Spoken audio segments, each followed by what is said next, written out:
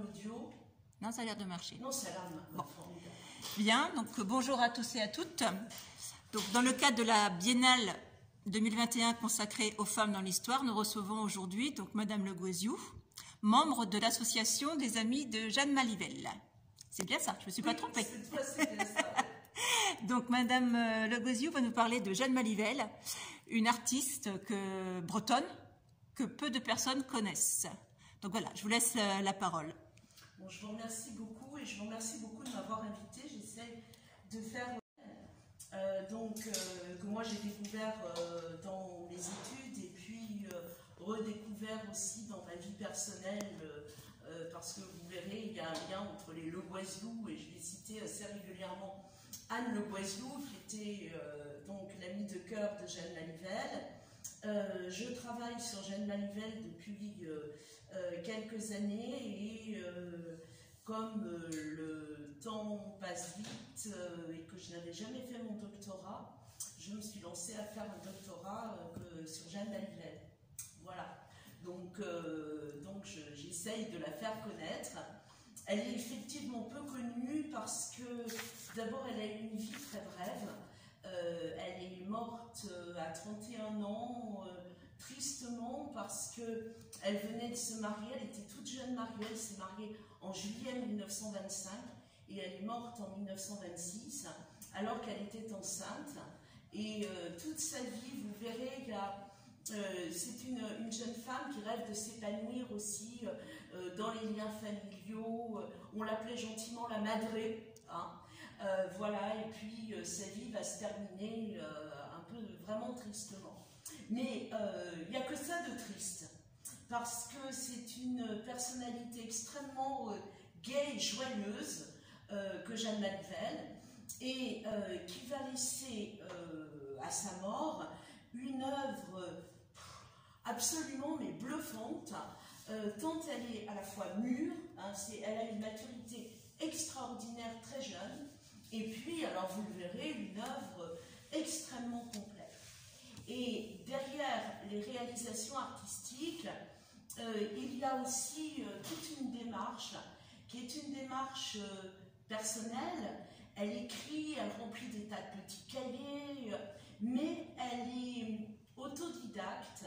Elle va apprendre la gravure. Alors elle fait les beaux-arts hein, pour la peinture, on y reviendra, mais elle découvre la gravure sur bois qui va devenir son domaine d'excellence complètement par hasard. Et pour le reste, elle fait un travail d'historienne et de théologienne sans en avoir jamais eu la formation.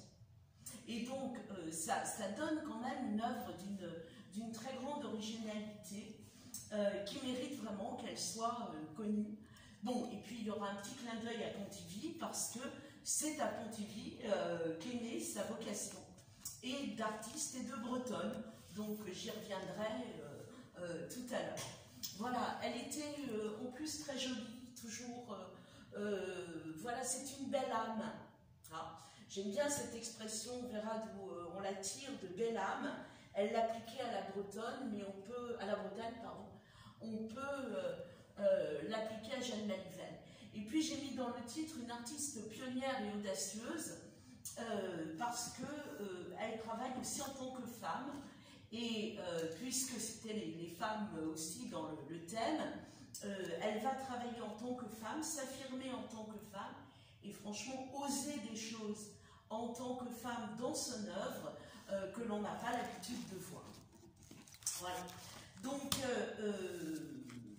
bon, tout ça en peu de temps, en réalité, elle naît en 1895, elle commence véritablement à travailler en 1914 et elle meurt en 1926. Donc c'est 12 années. Hein, voilà. Donc où elle va vivre entre Loudéac, Paris, Loudéac, un peu Rennes. Voilà. Donc les origines de la vocation de Jeanne, vous les avez dans sa famille. C'est Loudéac. Alors on n'en est pas très loin hein, de Loudéac. Loudéac et Pays Gallo. Jeanne va avoir un rapport aux langues qui est très intéressant. Sa grand-mère lui racontait des contes en gallo. Et elle-même va faire du collectage, hein, c'est l'époque des collectages. collecteur, et elle va être très attachée au collectage en galop. Et aussi, elle va s'intéresser à la langue bretonne. À une époque, on apprenait le breton le soir à la Sorbonne, par Régnier qui donnait des cours. Il y avait une formation qu'on appelait le celtique, là, et elle a appris le breton, alors des rudiments, mais elle a appris le breton à Paris, donc le gallo, le breton, le français, et elle va même mettre en gallo des contes, en particulier un conte qui s'appelle les Seisbreurs, les 7 frères, que lui racontait sa grand-mère quand elle était petite. Et donc, l'Oudéac, c'est très important. D'ailleurs, quand elle va quitter Paris, elle revient à l'Oudéac. Et elle voit l'Oudéac non pas comme le repli, mais comme le lieu de l'épanouissement à partir duquel elle va laisser libre cours à son art et où elle espère rayonner à partir de l'Oudéac en Bretagne, en France et ailleurs, puisqu'elle expose de son vivant quelques œuvres à New York, au Musée français de New York. Voilà. Et donc, c'est le contraire du repli identitaire. C'est vraiment l'Oudéac comme point de révélation de son art. Alors derrière, elle a une famille extrêmement aimante, une sœur, enfin 2 sœurs, Charlotte et Yvonne, un frère qui s'appelle Jean, des parents, donc Albert et Marie Malvel, et qui sont quand même des gens assez extraordinaires, parce que, vous voyez, elle est née en 1895, en 1914, ses parents vont la laisser partir à Paris avec sa prof de dessin pour aller découvrir les académies de dessin de Paris. Des parents du fond de la Bretagne qui vont dans ces années-là reconnaître le don de leur fille au point de lui permettre d'aller à Paris, il fallait qu'il y ait une sacrée confiance dans la famille pour laisser cette jeune fille partir. Et dans ce qu'elle raconte, elle rencontre un jour quelqu'un de l'Oudéac, une dame de l'Oudéac, qui lui dit « Mais enfin, votre papa et votre maman vous ont laissé partir parce que ça choquait. Hein. » D'autant plus qu'elle partait pour apprendre le dessin, la peinture, ça choquait beaucoup les gens. Hein. Voilà, donc elle a des parents vraiment très aimants et sa famille va être en permanence son point de repère. Sa famille lui manque, elle a une relation très douce et très jolie avec ses parents, sa grand-mère dont j'ai mis les 7 frères, ses sœurs, ses nièces, hein. Ensuite son frère, enfin, c'est vraiment un lieu où elle puise l'énergie dont elle a besoin. Et dans cette famille, la question essentielle de la famille, c'est les femmes. Parce que Jeanne s'inscrit dans une lignée de femmes absolument extraordinaires. La première s'appelle Anne Quatrebeu, c'est au moment de la Révolution. C'est une femme qui a 4 maris. Les maris meurent, voilà, et elle a un fils qui s'appelle Armel. Elle meurt, elle est très âgée, hein, en plus c'est des femmes qui, au contraire de Jeanne, vivent très vieilles, surtout à l'époque, hein, plus de 80 ans, et la maman de Jeanne meurt à 90 ans. Ah. Et donc, Anne Quatrebeu, elle a 4 maris, puis alors elle a un fils, qui est aussi une sacrée personnalité, et qui va épouser une fille formidable, qui s'appelle Modeste Croc, et cette Modeste Croc, elle a un tuteur, qui est le curé. Et donc le curé ne veut absolument pas la marier, trouve qu'elle est trop jeune. Donc quand le prétendant, donc, qui est le fils Armel d'Anne Quatrebeu, vient demander sa main, le curé lui dit non. Et là, à ce moment-là, vous avez Modeste qui sort de derrière la porte en disant « Mon oncle, c'est moi qui décide, je me marie. » Ah, donc il fallait quand même oser. Et alors après, il y aura aussi une Joséphine, qui elle meurt aussi à 70 ou 75 ans, et cette Joséphine, qui épouse un Malvel, va décider de développer le commerce, développer le commerce comme activité principale de la famille, et c'est elle qui va l'ancrer à l'Oudéac. Parce que si vous tracez toutes les routes qui se croisent de Bretagne, le carrefour central de la Bretagne, c'est l'Oudéac. Et derrière, il y aura Marie Manivelle, la maman de Jeanne. Eh bien, d'abord, c'est une femme extraordinaire. Les femmes, dans cette famille-là, elles ont un peu plus droit. Ah. Et la maman de Jeanne, c'est elle qui va faire connaître l'œuvre de sa fille et qui va, à la mort de Jeanne, faire un travail pour réunir toutes les œuvres connues de Jeanne et aussi motiver autour d'elle des gens qui sont des gens connus de Bretagne, comme Maurice Denis par exemple, Octave Louis Aubert, hein, et elle va faire paraître un livre grâce à Octave Louis Aubert qui va résumer en quelque sorte l'œuvre de Jeanne, et qui est un livre absolument fondateur. Je pourrais vous le montrer tout à l'heure. Il a été réédité par l'Oudéac, par l'Oudéac, mais ça a vraiment été un livre extraordinaire. Voilà. Donc sur cette image, vous avez Yvonne Auparc, donc c'est la sœur, une des deux sœurs de Jeanne, et puis Madame Manivelle dans les Rochers.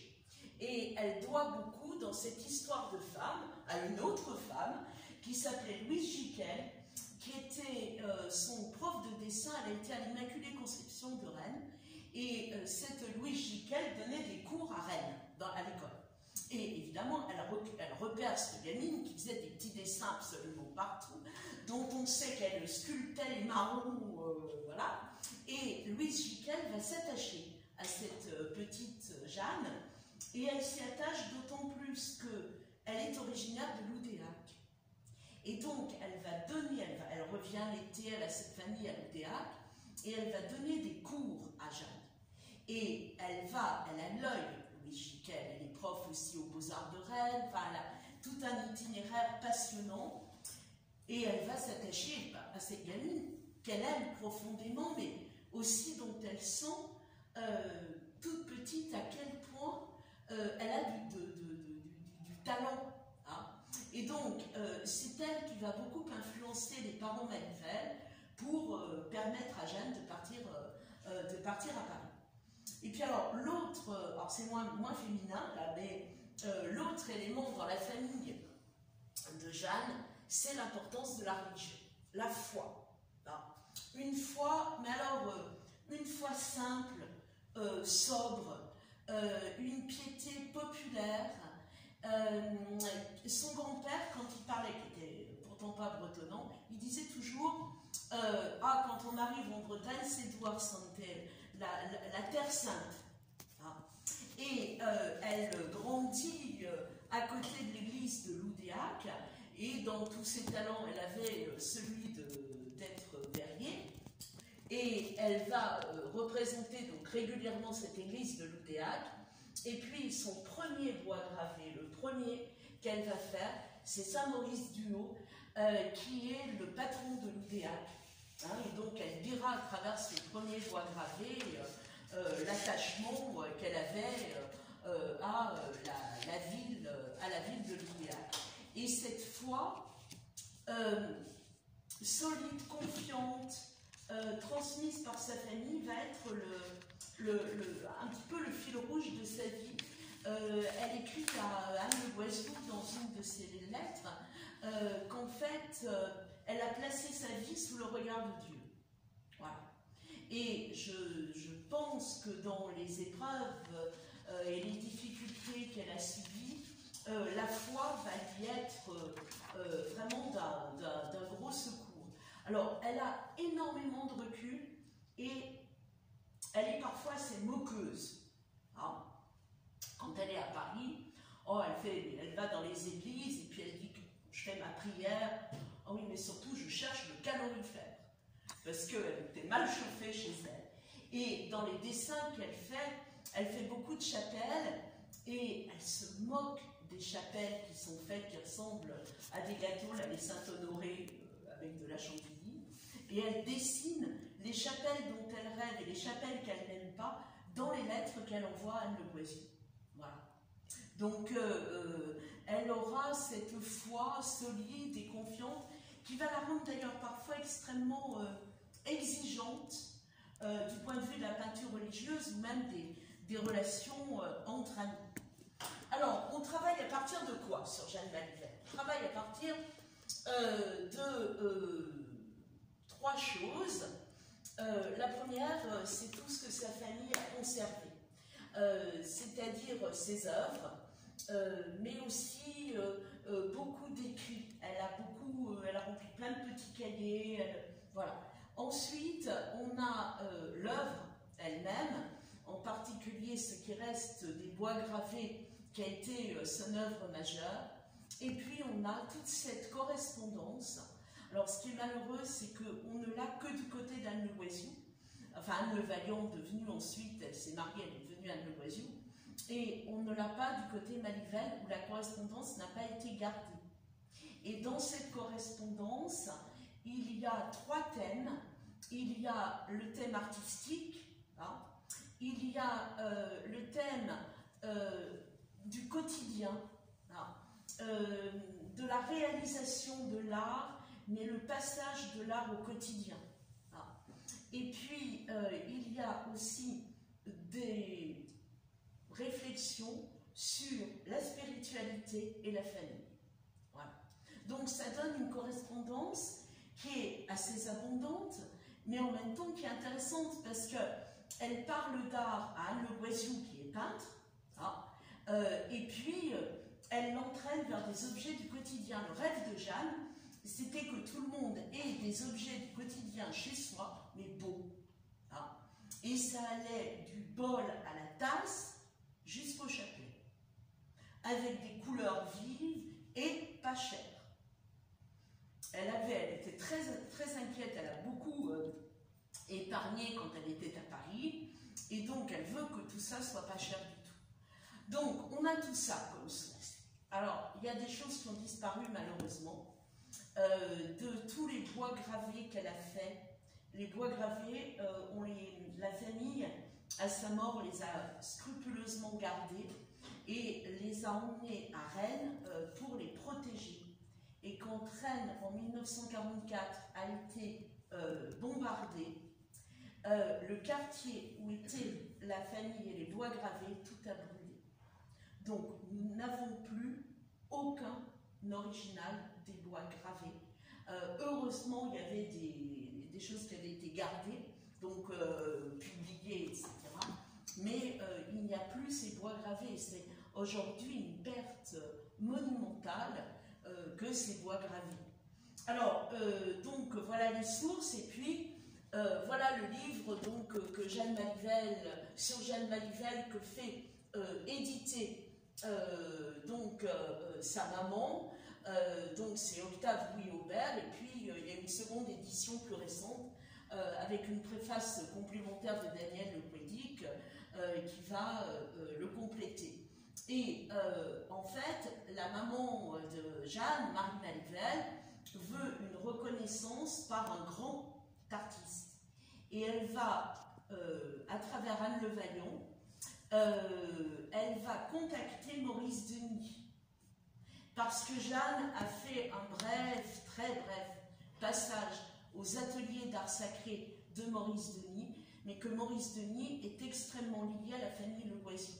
Et donc, Marie Malivelle contacte Anne Le Vaillant Le Guezioux, qui va contacter Maurice Denis, et Maurice Denis va faire la préface de cet ouvrage, qui est une préface assez touchante parce qu'il ne se souvient plus très bien de qui est Jeanne Malivelle. Et donc, vous avez à la fois une admiration, des points de repère, mais on sent très bien que, bon, il la localise, mais ça ne va pas plus loin. Mais en même temps, il va mettre toute son âme, et Dieu sait qu'il en avait une, dans cette introduction à l'ouvrage sur Jeanne Malivelle. Voilà. Mais c'est très intéressant, même du point de vue des sources, vous voyez, parce que ce ne sont pas des sources. D'habitude, les sources, on se précipite dans les bibliothèques, etc. Alors là, on peut le faire. Moi, j'ai commencé à aller regarder du côté de la Nationale et de la bibliothèque Fornès, je retrouvais ce qu'elle empruntait comme livre. Hein. Mais c'est vraiment, enfin, ce sont vraiment des sources originales et rien n'a été fait jusqu'à présent. là-dessus. Et ce sont des sources très touchantes sur le point de vue humain. Hein, voilà. Ok, donc là-dessus, alors, on va voir les deux temps qui vont profondément marquer sa vie avant son retour en Bretagne. C'est la Première Guerre mondiale, hein, et l'aventure parisienne. Alors, on va faire au moment de la guerre un petit détour, parce que en 1917, il y a une exposition à Pontivy d'œuvres d'artistes bretons. Et il se trouve qu'elle est déjà allée à Paris, elle a une logeuse, et cette logeuse s'intéresse à l'art et va la mettre en relation avec cette exposition de Pontivy qui est au profit des victimes de guerre et en particulier des enfants orphelins, etc. Et donc elle va exposer quelques œuvres et ces œuvres sont reconnues. En particulier, il y a un article extrêmement élogieux dans l'Ouest éclair où on lui donne en fait on reconnaît une vraie vocation. Mais elle, ce qui va la marquer profondément, c'est la rencontre à Pontivy avec Maxime Maufra. Et il est peintre, mais il va lancer un appel aux artistes bretons en disant mais ne partez pas à Paris, restez en Bretagne et valorisez votre art en Bretagne et aidez à la renaissance et à la beauté de l'art breton. Et Jeanne, quand elle entend ça, sa double vocation d'artiste et de bretonne va naître de cette rencontre-là. Voilà, donc Pontivy, c'est très important dans son histoire. Voilà. Donc, alors, en dehors de Pontivy, donc je vous disais, il y a deux choses.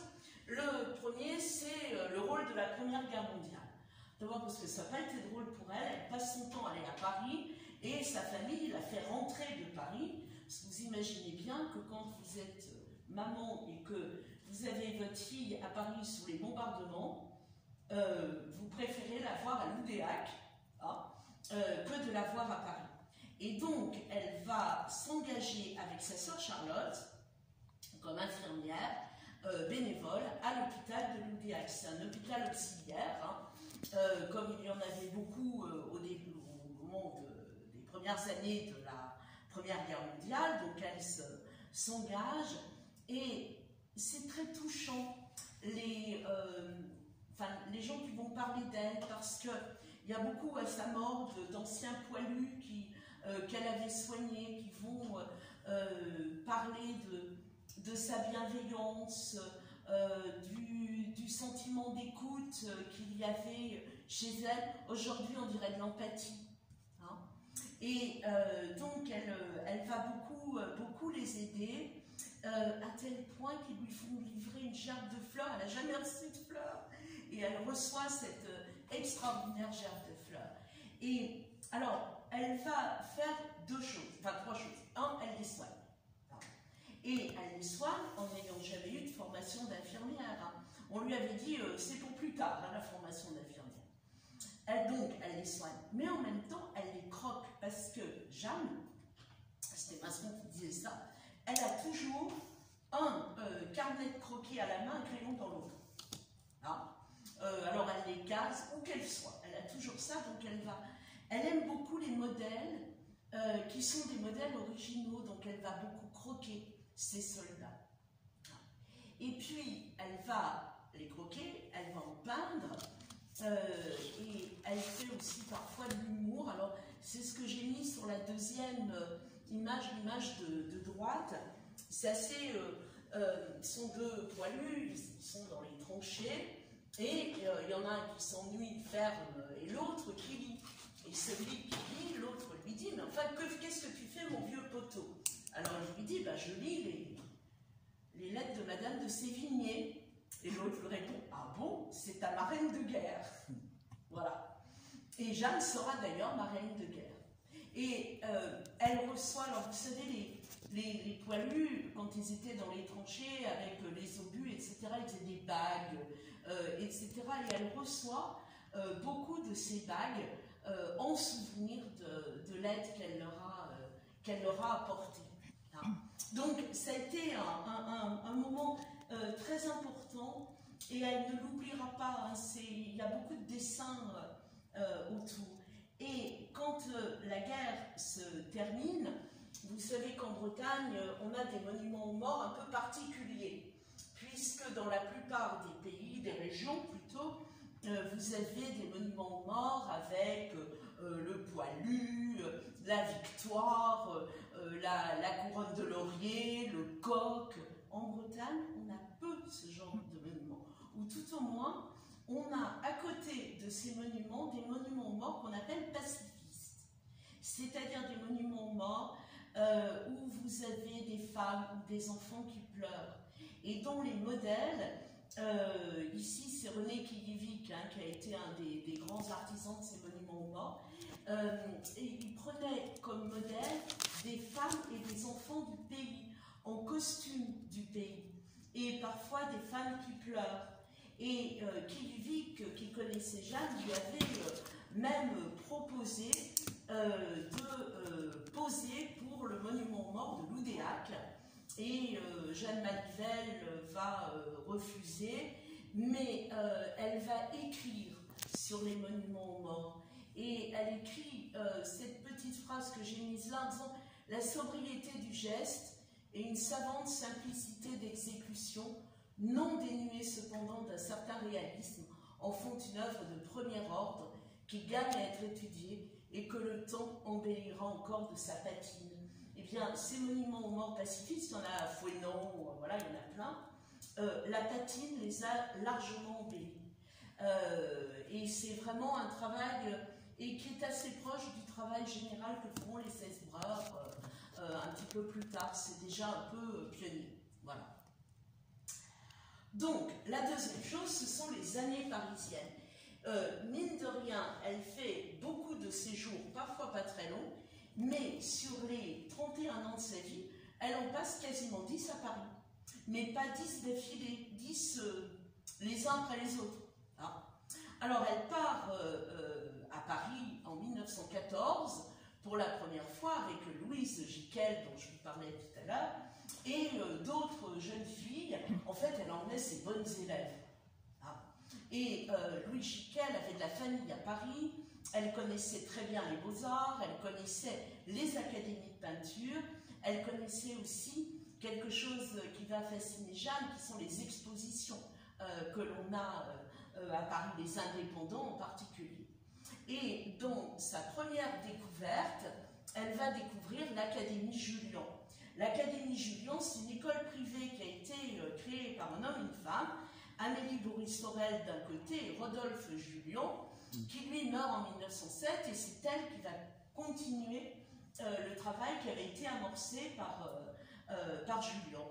Et c'était un atelier par lequel sont passés des gens très connus à l'époque, mais surtout qui avait un grand intérêt, c'est qu'il permettait aux filles, parce que les filles, au départ, aux Beaux-Arts, elles avaient le droit d'aller à la bibliothèque. Et puis après, en 1900, elles auront le droit d'accéder aux Beaux-Arts, mais elles n'avaient pas le droit de faire ce qu'on faisait à l'Académie Julian, c'est-à-dire dessiner des nus, et des nus masculins. Voilà. Donc, il faudra attendre pour avoir le droit de faire ça aux Beaux-Arts. Et il y avait beaucoup d'Américains, parce que les Américains sont aussi très pudibonds, et aux États-Unis, on interdisait les nus, et donc vous avez plein de peintres américains qui sont venus passer par l'Académie Julian, et qui, entre parenthèses, après, partiront à Pont-Aven. Voilà. Où ils joueront un rôle dans les débuts de Pont-Aven. Voilà, donc elle va découvrir évidemment ça, et on est vraiment dans une période, on pourrait dire, d'euphorie artistique, hein, d'effervescence, hein, en gros, jusqu'au milieu des années 20, dans les années 20, après ça va être moins joyeux, et donc elle va découvrir cette Académie Julian. Et dans le même temps, elle va recevoir l'approbation d'un certain nombre de grands maîtres et de l'Académie Julian et des Beaux-Arts. Et donc, elle va être, si vous voulez, confortée dans sa vocation. Et elle gagne même, elle est première, avant même d'entrer aux Beaux-Arts, un concours d'esquisse. Donc elle va voir des gens comme Deschenaux, comme Royer, et elle va passer le concours d'entrée aux Beaux-Arts, qui était extrêmement difficile. D'abord, il y avait très peu de places, entre 20 et 26 places, et c'était très compliqué pour les femmes. Il y avait des épreuves qui étaient des épreuves difficiles. Il y avait une épreuve de français qui était rédhibitoire. Bon. Et puis, il y avait l'épreuve de dessin qu'on appelait la mise en loge. Alors, la mise en loge, on vous faisait entrer dans une salle, on vous donnait un sujet, vous aviez de quoi dessiner, on vous enfermait pendant 6 heures. Voilà. Donc, elle va passer ce concours et elle n'y croit pas. Elle n'y croit tellement pas qu'elle regarde mal les résultats, et en fait, elle est reçue du premier coup aux Beaux-Arts, et elle est 14e. Bon, ce qui était une réussite formidable, d'autant plus que quand elle préparait les Beaux-Arts, elle était la seule à être la fille de commerçants, en gros, du fond de la province. Les filles qu'on trouve à l'Académie Julian ou qu'on trouve aux Beaux-Arts, ce sont de jeunes aristocrates, de jeunes bourgeoises, et elles vont, il n'y aura pas de mépris pour Jeanne. À un moment donné, quand elle réussit bien, elle a des camarades qui vont lui dire, mais justement, c'est parce que tu sors de ce milieu-là que tu as eu à te battre 3 fois plus. Et donc, elle passe ce concours, donc pour elle, c'est une immense réussite, et elle va entrer à l'atelier, qui est l'atelier pour les femmes de Ferdinand Humbert, qui est un homme d'âge respectable, donc il ne peut rien se passer avec les jeunes filles qu'on lui confie, mais parce que, si vous voulez, quand vous êtes reçu aux Beaux-Arts à l'époque, vous êtes reçu à titre provisoire. Vous n'êtes vraiment aux Beaux-Arts que quand vous fréquentez les Beaux-Arts avec assiduité. Et là, la guerre est là, les bombardements des Gotha sont là, et la famille Manivelle fait rentrer Jeanne en Bretagne. Et c'est une rupture très rude pour elle parce qu'elle perd les Beaux-Arts. Elle ne sera pas élève, donc elle ne validera pas les Beaux-Arts. Et si elle veut retourner aux Beaux-Arts, eh bien il va lui falloir repasser le concours des Beaux-Arts. Et donc, elle reprend sa petite valise, elle repart à Paris. Alors cette petite valise, ses carnets de dessin, ses crayons, etc. Elle repart à Paris, elle repasse les Beaux-Arts, il fallait quand même du cran, pour aller repasser cette épreuve. Elle sort 4e, première en dessin. Voilà. Et avec une reconnaissance qui est une reconnaissance très importante. Et les Beaux-Arts, ça ne va pas lui plaire. Voilà. En fait, Jeanne elle a une personnalité chatoyante, on dirait solaire aujourd'hui, mais elle aime sa liberté, elle aime créer, elle aime essayer, etc. Et le côté classique, très contraignant des Beaux-Arts lui va assez mal, donc elle va quitter les Beaux-Arts. Et elle quitte les Beaux-Arts, Jeanne aura toujours dans l'idée qu'elle coûte de l'argent à ses parents. Elle est très consciente de ce que ses séjours à Paris coûtent à sa famille. Et du coup, elle fait des économies, mais terribles. Elle se chauffe quasiment jamais en plein hiver. Parce qu'à l'époque, quand vous louiez des appartements, il fallait payer le chauffage en rab. Voilà. Donc elle fait très attention, elle apprend la couture parce que elle a besoin d'une robe. Elle achète du tissu, puis elle essaye de la faire faire. Quand elle voit le prix, eh ben, elle achète du fil, des aiguilles, et elle va réaliser la robe. Parce qu'elle ne veut pas coûter cher à ses parents, et elle leur envoie, par exemple, elle s'achète un paletot blanc qui lui coûte 18 francs 50, et elle va donner des comptes à ses parents pour expliquer tout ça. Donc vous voyez, elle quitte les Beaux-Arts, mais elle est très consciente, hein, c'est pas, elle est gaie, elle est joyeuse, mais c'est pas une écervelée du tout, du tout, du tout, du tout. Alors, elle quitte les Beaux-Arts, mais elle ne quitte pas Paris, et elle va découvrir à Paris un certain nombre de choses. L'amitié avant tout.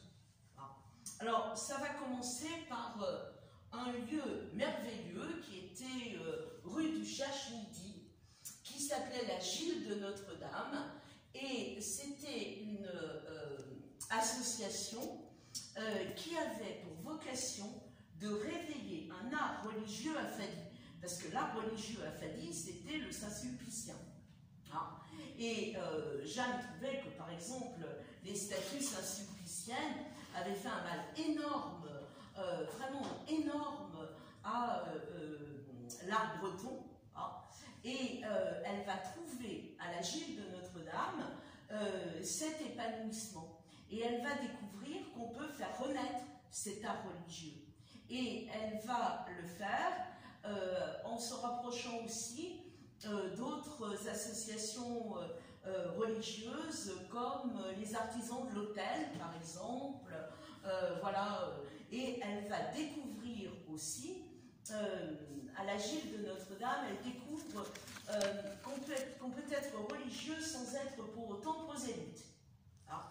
Et le prosélytisme ne lui va pas, hein, la liberté de Jeanne se heurte au prosélytisme, mais elle découvre tout ce qu'on peut voir à travers l'œuvre spirituelle et religieuse. Donc, elle va devenir membre de la Gilde de Notre-Dame, ce qui pour elle est une épreuve terrible parce qu'elle est d'une grande timidité, et elle explique que quand elle va trouver le président dont elle a entendu des conférences, etc., elle ressemble à un morceau de coton qui serait devenu rouge, rouge, rouge sur une petite tige. Voilà, donc on l'appelait Tech ou la botte, elle se faisait appeler aussi, elle avait plein de... Et donc elle ose aller demander, et là elle va avoir des rencontres qui sont aussi des rencontres très amicales, puisque sur cette image, il y a deux femmes qui vont devenir ses amies, qui vont être Renée Trudon, qui est sculptrice et qui travaillera ensuite pour Henriot, et Marguerite Huret, qui est une maître verrier, et qui est une maître verrier extraordinaire, à qui Maurice Denis a confié des dessins, et qui a été une des pionnières de l'art moderne et de son adaptation comme maître verrier dans une église où on ne l'attend absolument pas du tout, qui est l'église du Rincy en Seine-Saint-Denis. Voilà. Et ensuite, Marguerite Huret va travailler aussi en Bretagne, etc. Et même si après, bon, les relations ne vont pas toujours être idylliques, il y a entre ces femmes une rencontre, vous voyez, entre Jeanne qui est peintre, Renée Trudon qui est sculptrice, Marguerite Huret. Il y a une rencontre qui est une rencontre artistique et une rencontre en même temps amicale. Et elle va rencontrer aussi à Paris donc d'autres Bretons. Donc vous avez René Kilivic qui était sculpteur, Georges Robin, il est sculpteur, il travaillera aussi pour les faïences. C'est un sculpteur extraordinaire, Georges Robin, et ce sera quand Jeanne meurt en 1926, il est malade, mais il sera le gardien du temple, et il meurt 2 ans après Jeanne en 1928. Et puis une rencontre qui est très très importante, qui est la rencontre avec les Creston, avec évidemment René-Yves Creston, mais aussi avec sa femme Suzanne Candré, qui va être une des artistes des tissus, mais aussi de la faïence, et qui donc ils vont se rencontrer, travailler ensemble, et après c'est avec elle, Suzanne Candré-Creston, et avec Pierre-Yves Creston qui créeront en 1923 les Évreurs. Voilà. Alors elle rencontre aussi, alors j'ai mis le maître verrier Jacques le Chevalier, une peintre d'origine ukrainienne qui s'appelait Mania Mavro, et son amie de cœur, donc elle peint ici aux ateliers d'art sacré, qui est Anne Le Vaillant. Voilà. Et donc Anne Le Vaillant, qui est, elle, originaire donc, de Porspoder, et qui va aller aux ateliers d'art sacré, et elle est une de celles qui va pousser Jeanne à aller aux ateliers d'art sacré au tout début des ateliers d'art sacré. Mais Anne Le Vaillant ne va pas rester longtemps à Paris. Paris était aussi pour elle le lieu d'une rencontre plus ou moins arrangée avec son futur mari. Et donc elle le rencontre, je ne sais plus si c'est au Café de Flore ou au De Magot, et elle va quitter Paris pour épouser Adolphe Le Guezou, qui est libraire à Quimper et éditeur, voilà, essentiellement d'ouvrages religieux et en breton. Voilà. Donc mais les deux femmes ne se sépareront absolument jamais, jusqu'à la mort de Jeanne Maliven. Voilà. Et donc Anne Le Vaillant va être un peu la passeuse. Vous voyez, elle la met en relation avec Maurice Denis, etc. Mais voilà, la liberté de Jeanne, c'est d'ailleurs touchant de voir à quel point elle est fidèle, Jeanne, en amitié à la Bretagne, etc. Et en même temps, à quel point elle est éprise de liberté. Voilà. Alors, à Paris, elle court aussi les galeries d'art. Donc, elle va visiter des galeries d'art, la galerie Petit en particulier, mais voilà. Et là, en 1917, elle a un choc artistique absolument extraordinaire. Elle voit une exposition, une toile d'un artiste très connu à l'époque, avec Maurice Denis, le fondateur des ateliers d'art sacré. Et Georges Desvallières peint ce Christ à la colonne. Georges Desvallières, il s'est converti. C'est quelqu'un qui... le Christ à la colonne, il date de 1910. Mais Desvallières va peindre énormément ensuite, surtout après la guerre. Il est un héros de la guerre et son fils meurt à la guerre en 1917, quasiment à côté de son père. Et lui et sa fille vont avoir du coup un cheminement spirituel très important, et Desvallières va être un des grands rénovateurs de l'art sacré. Mais toujours est-il que quand elle voit ce Christ-là, elle est subjuguée, parce que bien sûr que c'est une représentation peut-être classique du Christ, un Christ aux outrages. Hein. Donc il est lié, il a été battu, torturé, les cheveux lui tombent sur le visage, son corps est strié, et on voit le sang qui apparaît, et il y a dans ce Christ aussi la résignation, hein, l'acceptation de la mort. Ok, mais quand on regarde de près, comme le disait Jeanne Maliven, mais derrière ce Christ outragé, il y a la vie.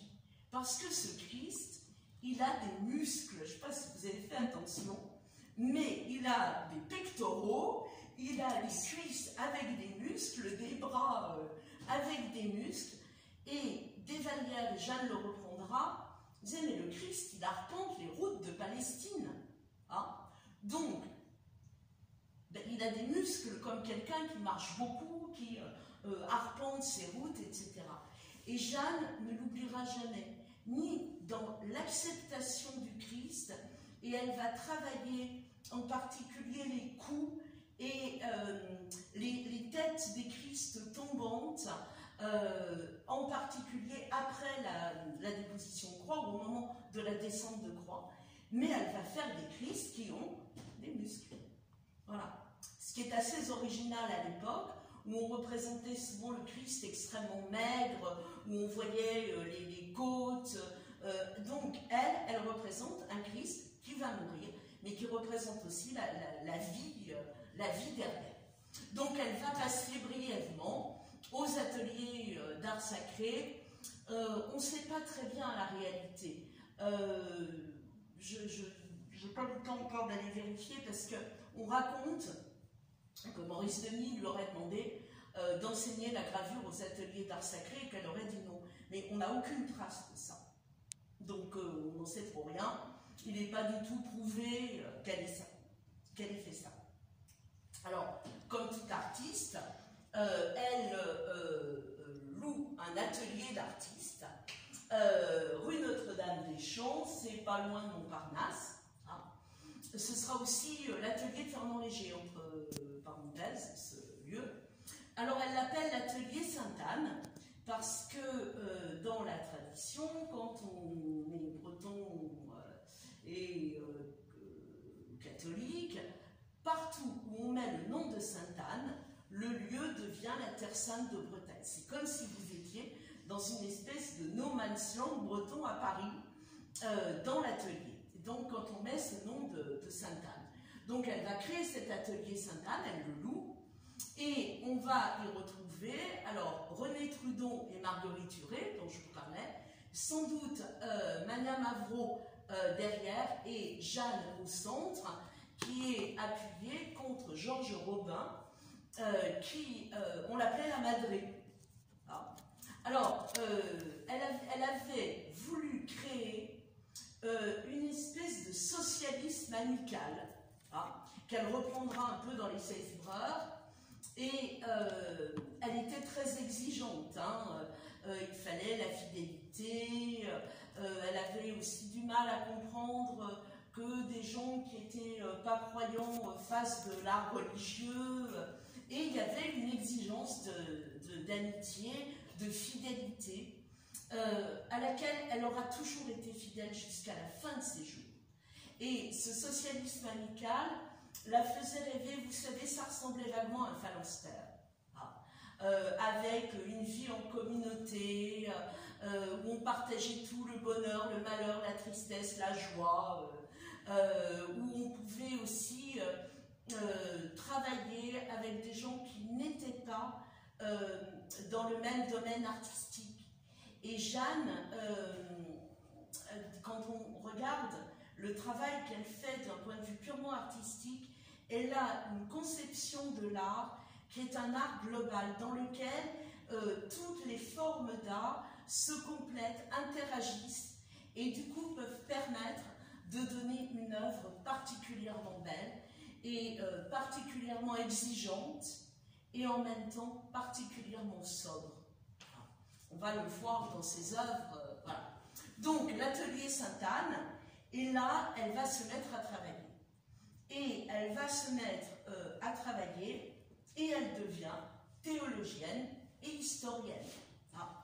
Alors, on ne l'attend pas là, elle n'a pas fait d'études universitaires, elle n'a jamais fait d'histoire, etc. Mais quand elle quitte les Beaux-Arts, elle est attirée par les diplômes de Celtique.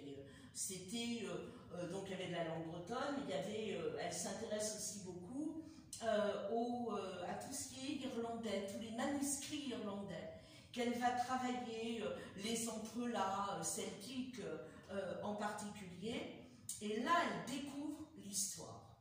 Et dans ses petits cahiers, elle va beaucoup fréquenter, avec ses petits cahiers, elle va beaucoup fréquenter la bibliothèque formelle et surtout la bibliothèque nationale. Et là, c'est un travail, alors, fabuleux, parce que moi, le travail d'histoire, je le connais. On va chercher des sources, on n'en prend pas qu'une, on les confronte, on fait tout un travail extrêmement précis sur les sources, la confrontation des sources, etc. Et on en tire une dissertation, un article, etc. Et bien, Jeanne va faire la même chose. Elle va aller à la Bibliothèque nationale, elle prend des sources historiques, elle voit leur véracité, elle va tout vérifier. Et ensuite, elle va les confronter les unes aux autres. Sauf qu'elle va rendre un travail qui est un travail non pas écrit, mais qui est un travail gravé, peint. Voilà, donc c'est vraiment extraordinaire. Vous avez ici la représentation du fameux camp de Conly, au moment de la guerre de 70, et vous avez une sobriété extraordinaire, mais dans cette sobriété, tout y est. Les uniformes de ces soldats qui attendaient qu'on leur donne la possibilité d'aller se battre au lieu de les laisser croupir à Carfanck, mais elle représente aussi le prêtre. Vous voyez, ils sont en train de mourir de fièvre, et le prêtre debout, mais démuni devant tout ça, les tentes, et puis cet encou extraordinaire qui reprend le dessin des encous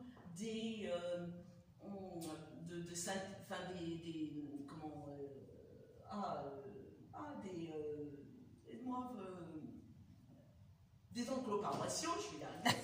Voilà, qui reprend donc les encous qu'on a dans les enclos paroissiaux, ou sur certaines églises, à Noyal-Pontivy par exemple, vous avez un encou sur l'église. Donc elle va s'inspirer de ces encous et elle va les confronter ensuite avec la réalité historique. À une époque où il y a bien peu de gens qui parlent du camp de Conly. Enfin, même aujourd'hui, il n'y a pas grand monde, vous n'aurez pas beaucoup de livres d'histoire, voilà. Et et vous voyez aussi, elle va créer un alphabet un peu inspiré des origines celtes, et donc et elle va l'utiliser donc ici, pas d'armes, pas de vêtements, pas de nourriture, la fatigue, le froid, le découragement et la nostalgie. Et voilà, donc elle va faire ce travail d'historienne. Elle va se faire aussi théologienne. Elle travaille en théologie, c'est extraordinaire. Elle cite des passages de la Bible, Ancien et Nouveau Testament, il n'y a pas une erreur. Et derrière, il y a toute une étude, à la fois de l'esprit, de la lettre, de la tradition catholique, et puis des Écritures. Et je vous ai mis ces exemples. Alors le premier, je l'aime énormément, c'est Judicaël. Judicaël, roi de Bretagne, qui ne voulait pas devenir roi de Bretagne, et qui va le devenir. Et il y a une représentation extraordinaire parce qu'elle ne peut pas lui mettre une auréole, il a une couronne. Donc on ne mélange pas la couronne et l'auréole. Et donc elle va revisiter, donc il a les attributs d'un roi, la couronne et l'épée, qu'il tient, épée sainte au côté, mais il a aussi les attributs de la sainteté. Et elle va donc remplacer l'auréole par ce qu'on appelle la mandorle, c'est-à-dire un manteau en forme d'amande, et il a la main droite, qui est la main droite de l'enseignement religieux et de la bénédiction, comme du Christ Pantocrator. Et pour justifier aussi l'élévation de l'âme de Judicaël, eh bien, il y a ce même alphabet qu'elle prend et qu'elle utilise pour indiquer le nom de Judicaël. C'est fabuleux. Et ce Judicaël, quand on le regarde de près, il est tellement bienveillant, avec sa tête un peu penchée et son visage de femme. Voilà. Alors, sur la religion aussi, par exemple, elle fait tout un travail sur les crosses. C'est extraordinaire, parce que la crosse, c'est les saints fondateurs, les premiers saints qui arrivent, 5e, 6e siècle, les saints britanniques qui arrivent, qui vont nous donner les clous, les lames, etc. Et ils sont évêques et abbés. Eh bien, selon la manière dont vous portez votre crosse, vous êtes évêque ou vous êtes abbé. Quand, comme c'est ici le cas pour Saint Gilda, quand la crosse est de votre côté, vous êtes le père abbé. Tournez vers sa communauté. Mais quand, comme c'est le cas de Saint-Gwénolé, tout à fait en haut, vous avez la crosse en dehors, vous êtes l'évêque ouvert à ceux qui font partie de votre diocèse. Voilà. Et j'adore le dernier qui est Saint Cadeau, qui est fabuleux. D'abord parce qu'il a une tonsure celtique c'était la tonsure d'une oreille à l'autre, mais on portait les cheveux longs. Hein, je suis de cette race, de cette longs cheveux, que rien ne peut arrêter s'il a dit je veux, c'était Briseux qui écrivait ça. Hein. Et derrière, vous avez ces maisons, et quand on montre ça à des gens qui connaissent absolument pas les bagnottes africaines, pas du tout. Mais quand Saint-Cado débarque, hein, pas très loin d'ici, dans le Morbihan, hein, quand Saint-Cado débarque, eh bien les gens vivaient dans ce type de maison. Donc, ça veut dire qu'elle a fait tout un travail derrière pour le faire. Alors, elle va s'épanouir là-dedans par la gravure sur bois. Alors, les bois gravés de Jeanne Manivelle, elle va en faire des quantités, en particulier au départ sur les seins, etc. Et puis après pour l'histoire de notre Bretagne. Alors, elle les découvre de manière complètement ahurissante. Elle est à la Gilles de Notre-Dame un soir, et puis il y a des revues, et elle lit une revue sur la façon de graver des Japonais. Et donc, elle est fascinée par ça. Donc, elle dévore l'article, et le lendemain, elle se précipite à la bibliothèque Forney. Forney, c'est une bibliothèque qui a toujours été très ouverte sur les arts appliqués. Voilà. Plus que la Bibliothèque nationale. Et à Forney, elle va dévorer tout ce qu'elle trouve. Alors, elle trouve des trucs sur le Japon, mais aussi sur les gravures de l'époque médiévale. Donc, elle va dévorer tout ça, et elle se dit qu'elle va se lancer dans la gravure. Alors, elle n'a jamais pris de cours, elle n'a pas le matériel, mais elle est débrouillarde. Donc, elle avait ramené de l'époque où elle était à l'hôpital pendant la guerre, elle avait ramené un scalpel. Donc, elle se dit que le scalpel, c'est très bien. Et quand elle rentre à l'Oudéac, elle cherche du bois. Il se trouve que son père a dans le jardin familial un poirier. Et le poirier, c'est un bois dur. Donc, Jeanne va graver les bois, graver dans le bois de poirier du jardin de son père. Alors, elle se renseigne à droite, à gauche, et elle va se lancer dans l'aventure des bois gravés. Et ces bois gravés, 10-12 cm. D'accord? Et quand on les agrandit, c'est une soif de détail absolument extraordinaire. On n'imagine pas sur 10 ou 12 cm qu'il y ait par exemple la croix celtique, les tourbillons dans l'eau, les rochers, et c'est tout ce jeu de noir et de blanc. Et elle va découvrir ça à Paris, et elle va devenir graveur sur bois, parce que même si elle peint, si elle va faire des tas d'autres choses, c'est vraiment là où elle va s'épanouir. Bon, alors après à Paris, il y a une question qui est un peu moins rigolote, c'est qu'elle découvre la question bretonne. Dans les gens qu'elle fréquente, elle fait la connaissance de deux jeunes gens, Morvan Marchal et puis Olivier Mordrel. Olivier Mordrel, il est architecte, il fait des études d'architecture, donc il travaille dans des secteurs qui sont assez proches, tous les deux, et ce sont eux qui vont créer le journal Brezatao et qui vont aussi amener les Bretons de Paris de l'époque à prendre conscience de la question bretonne et du fait que la Bretagne n'a pas été suffisamment mise en valeur, développée. Quand on est à l'époque de la guerre de 14 et dans l'entre-deux-guerres, la Bretagne est un pays pauvre. C'est un pays dans lequel, enfin je dis pays, une région, un pays dans lequel, on disait province à l'époque, dans lequel vous avez beaucoup de pauvreté, beaucoup de malheur, et contrairement à la France, beaucoup d'enfants. La France est malthusienne, la Bretagne a beaucoup d'enfants, voilà, avec un retard économique qui ne sera comblé qu'après la Seconde Guerre mondiale. Et Jeanne, comme beaucoup de ceux qui l'entourent, vont adhérer à tout ça. Et elle donne d'ailleurs des articles à Brezatao. Et elle participera à Paris à la création de l'Unvaniez Yaron-Kisbrez, l'Union de la jeunesse bretonne, à laquelle d'ailleurs elle restera fidèle.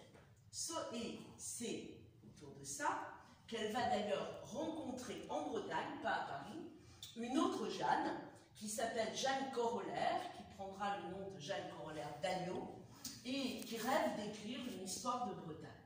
Et donc, les deux femmes vont lancer ce projet d'une histoire de la Bretagne, alors que Jeanne est encore à Paris, et qui sera publié en 1922, avec au cœur de cet ouvrage, évidemment, cette fameuse France, protégeons la petite Bretagne en larmes tout en la dépouillant, hein, puisque vous avez cette grande France élancée en chaussures et manteaux à fleurs de lys, et puis la petite Bretagne triste en bottes aux couettes et costume traditionnel, et pendant qu'elle pique son argent, pendant qu'elle la protège.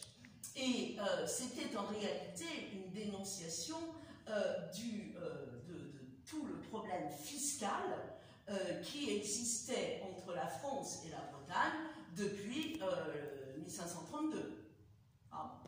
Et en fait, là, il va y avoir un problème. Mais c'est très intéressant parce que Jeanne, d'un côté, elle ne reniera jamais ses dessins, mais elle va considérer que l'écriture de l'ouvrage est autonomiste, séparatiste.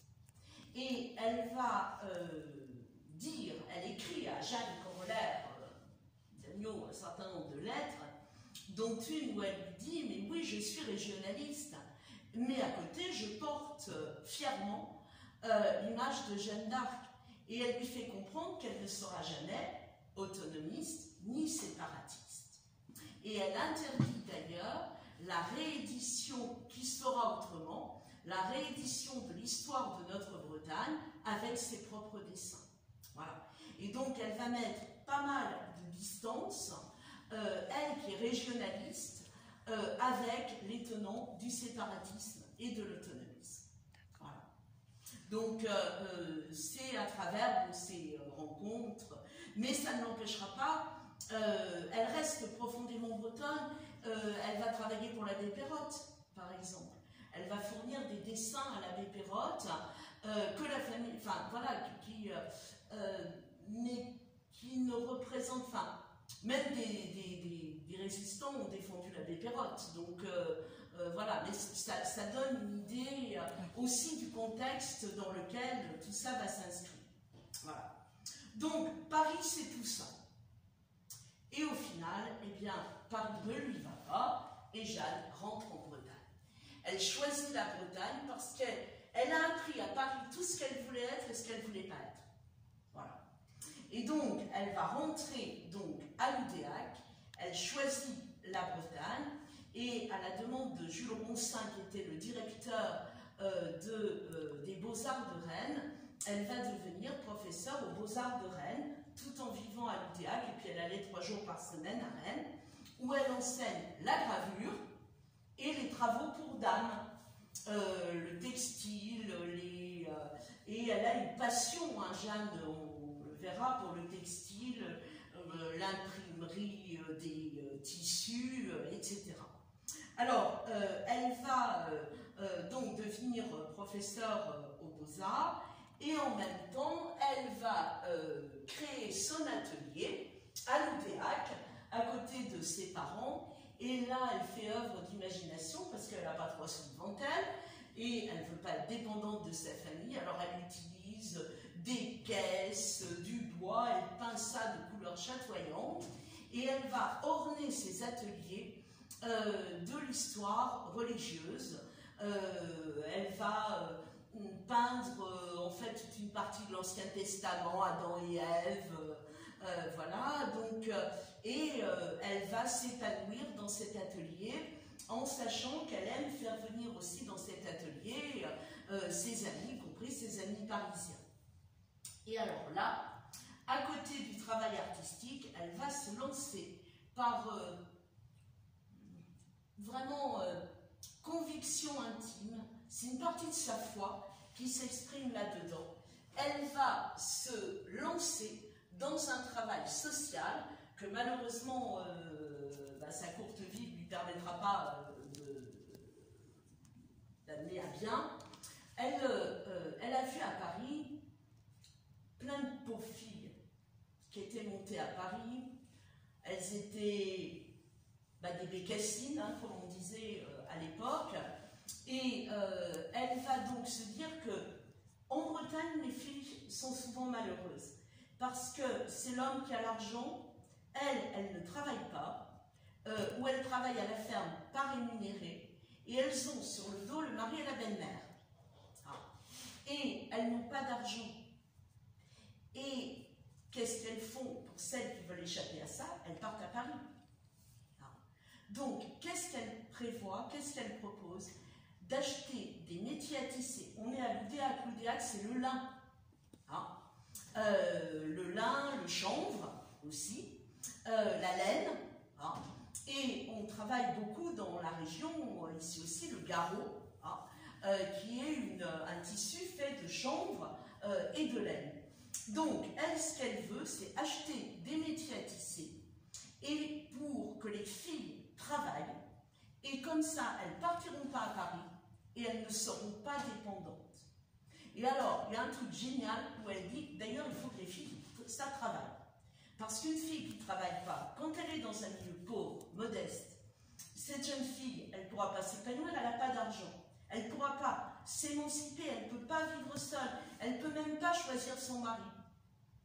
Mais, en même temps, si elle est d'un milieu un peu plus favorisé, si elle ne travaille pas, qu'est-ce qu'elle va faire? Mais elle va perdre son âme en réception mondaine, en choses totalement inutiles. Donc, il faut qu'une femme travaille. Écoutez, pour écrire ça dans les années 20, il fallait oser. Voilà. Et c'était vraiment très bien senti d'un point de vue social. Donc, elle va lancer ça. Et ce travail, qui est un travail artisanal, elle va le compléter par elle va dessiner beaucoup de meubles qu'elle va faire exécuter par des artisans, en particulier ici Guillaume Sébillot, qui était menuisier à Royon, mais elle va les faire réaliser aussi par des gens comme Jean Lelousse, Lalousse, etc. Enfin, il y aura plein. Elle a tout un réseau qu'elle va créer, l'Oudéac, etc., en Conan, pour les tissus, etc. Et donc, son but, c'est que l'artisan et l'artiste travaillent ensemble. L'artiste qui va dessiner, qui va proposer le projet, mais comme elle dit, l'artiste ne sait pas le réaliser. Il faut quelqu'un pour le réaliser. Et donc, elle va faire ça. Et c'était ses cadeaux, hein, quand ses sœurs se sont mariées, ou quand Anne Le Goisou se marie, elle offre des tables, des meubles qu'elle fait réaliser là. Et elle se lance donc dans un travail aussi multiforme, orienté beaucoup vers le spirituel. Elle travaille des peintures murales, en particulier une qui sera détruite après pour le patronage de l'Oudéac. Et elle reprend des traditions bretonnes, donc c'est les dragons là. Et là vous avez Saint-Armel terrassant le dragon. Mais un saint breton qui terrasse un dragon, c'est pas un saint, c'est ce qu'on appelle les saints soroctones, et un saint breton il ne tue pas le dragon. Il va soumettre le dragon. Alors, vous avez le dragon avec l'étole de Saint-Armel, on lui soumet, il a la tête baissée, et il a le choix entre se convertir ou partir se noyer lui-même dans la mer. Voilà. Donc elle va travailler là-dessus. Elle prend comme modèle, ça c'est intéressant aussi, sa sœur, la Vierge Lys, hein, c'est une de ses sœurs, qui pose pour elle. Et puis vous avez ces deux dessins ici de Saint-Guénolé, qui sont des dessins au fusain. Et donc, où est-ce qu'elle a pris les modèles? Dans le train. Parce que comme elle allait à Rennes tout le temps, ou qu'elle allait à Paris tout le temps, Paris, l'Oudéac, 10 heures. Vous avez le temps d'en croiser des gens dans le train. L'Oudéac reine, elle mettait presque 3 heures pour gagner. Dans des espèces de chouchou, elle faisait qu'elle change à la Bruninière, qui était le grand lieu de changement de reine. Et là, elle croquait toujours avec son petit carnet de dessin et tout, elle croquait les gens. Et là, ce sont ces deux dessins, ce sont deux dessins de Saint-Guénolé. Et elle s'est inspirée de gens qu'elle avait croqués dans le train. Et vous voyez le premier dessin, c'est Guénolé, il n'est pas encore saint, où il est en voie de l'être, mais on sent quand même derrière lui le menton fort, l'autorité, et on ne le sent pas particulièrement ouvert. Et puis vous avez le deuxième, c'est l'abbé de Landévennec, il est devenu abbé de Landévennec, et vous avez un Saint-Guénolé apaisé, dans lequel on retrouve quand même le nez et le menton, mais avec l'apaisement du père abbé. Voilà. Alors, elle va représenter, il va y avoir aussi cette extraordinaire réalisation sur la cuve en granit du XIVe siècle. Jeanne va proposer, on lui demande de travailler un chapeau, un couvercle, pardon, pour les fonts baptismaux de Notre-Dame de Délivrance. C'est la basilique de Quintin. Et c'est Jean Lelousse qui va réaliser ça. Et c'est très, très intéressant parce que c'est sculpté. Mais en réalité, quand on regarde ce qu'a prévu Jeanne, c'est plus une gravure qu'une sculpture.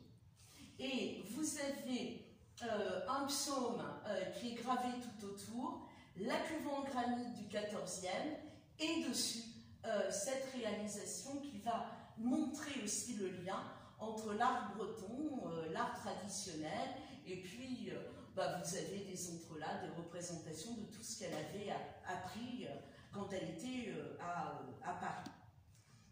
Elle va se lancer aussi à ce moment-là dans une œuvre exigeante, simple et dépouillée, avec les réalisations.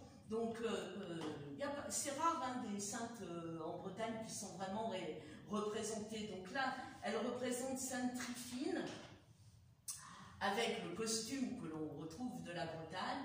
Et puis, il y a deux choses qui renvoient à la Bretagne.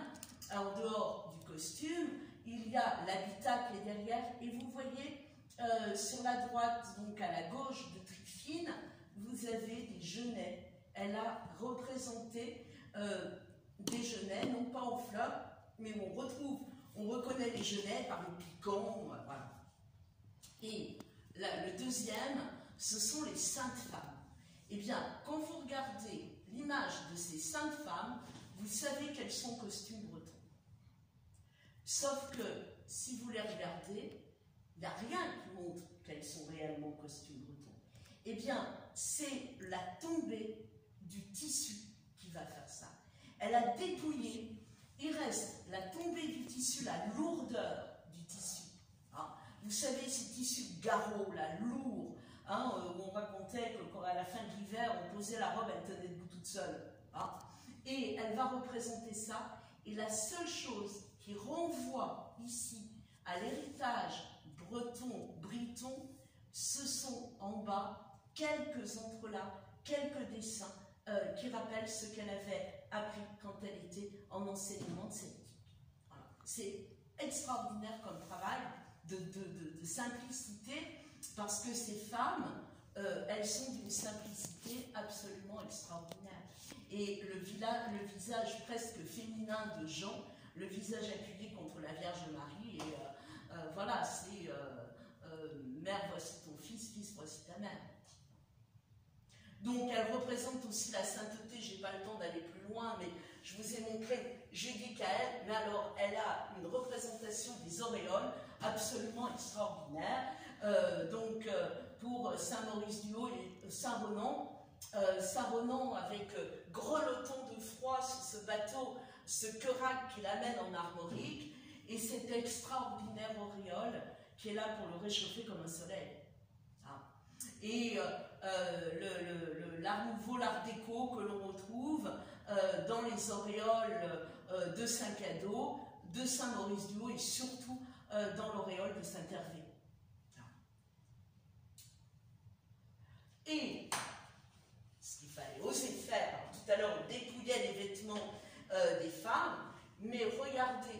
absolument d'une originalité formidable. Le Christ descendu de la croix par des femmes. On est 1922. Hein, et vous avez ces deux Christ abandonnés, mais abandonnés, morts, abandonnés dans les bras de ces femmes qui le descendent de la croix. Et vous avez les couleurs, en plus, elle travaille des couleurs, un peu comme Maurice Denis, mais avant Maurice Denis. Hein. Elle travaille l'orangé, le vert. Le vert, c'est une couleur terrible à travailler. Hein. Elle travaille les roses, le rose et le vert qui est au sol, l'orangé des cheveux de Marie-Madeleine. Hein. Et c'est le feu. Et le rose de la robe de Marie-Madeleine. Et puis, cette deuxième image de la descente de croix, le Christ abandonné, les cheveux longs qui tombent, hein, et cette femme en costume breton, de paysanne bretonne, qui le tient à bout de bras. Hein. Je veux bien qu'on ne parle pas de féminisme ou autre, mais enfin, c'était quand même d'une extraordinaire audace. C'était à la limite. Oui, oui, oui. Voilà, donc même chose, alors vous savez, alors oui, il y a une dernière chose, après je passerai un peu plus vite, mais qu'elle travaille beaucoup, c'est les mains et les pieds. Ça c'est typique de l'époque des années 20, hein, ça commence avec l'art nouveau, l'art déco, c'est vraiment une influence très forte, et Marguerite Turé, par exemple, travaille beaucoup les mains et les pieds quand elle fait son travail de maître verrier.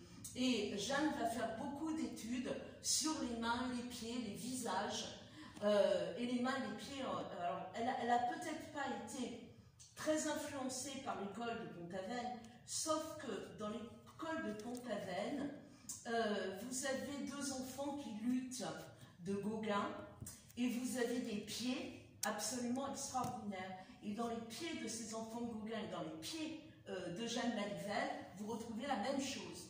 Alors, elle a peut-être pas tout pris là-dedans, mais il y a des influences, d'ailleurs Maurice Denis le dit, qui sont importantes.